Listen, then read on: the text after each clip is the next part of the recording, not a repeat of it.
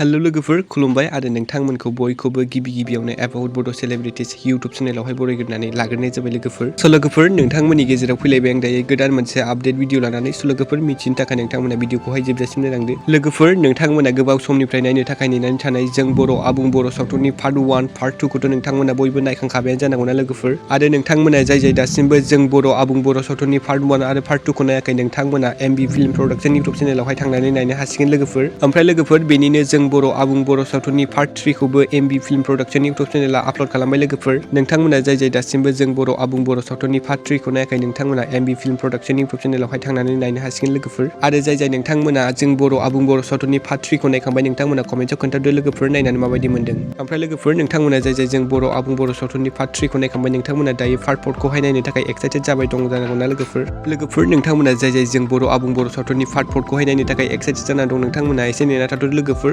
ओरैनोथ' MB film production YouTube चेनेला जों बर' सावथुननि गासै पार्टफोरखौहाय साननै एबा सानथामनि गेजेरावनो आपल'ड खालामो। आसा खालामो बिथांमोना जों बर' आबुं बर' सावथुननि पार्ट 4 खौबो थाबैनो एबा साननैसोनि गेजेरावनो आपल'ड खालामगोन। लोगोफोर नोंथांमोना जाय नायनो थाखाय एक्साइटेड जाना दं नोंथांमोना एसे नेना थाथ'दो लोगोफोर। ओमफ्राय लोगोफोर नोंथांमोना सोर आगोमा रुवाथि बड' सिरियालनि पार्ट 18 खौ नायनो थाखाय नेनानै दं नोंथांमोनाबो कमेन्टआव खोन्थाहरदो लोगोफोर आरो नायनो थाखाय एसे नेनानै थादो। ओमफ्राय लोगोफोर दाउखा बिदै आबुं बर' सावथुननि पार्ट 3 खौबो दैमुदि क्रिएशन इउट्युब चेनेला आपल'ड खालामबाय लोगोफोर। नोंथांमोना जाय दासिमबो नायाखै नोंथांमोना दैमुदि क्रिएशन इउट्युब चेनेलावहाय थांनानै नायनो हासिगोन लोगोफोर।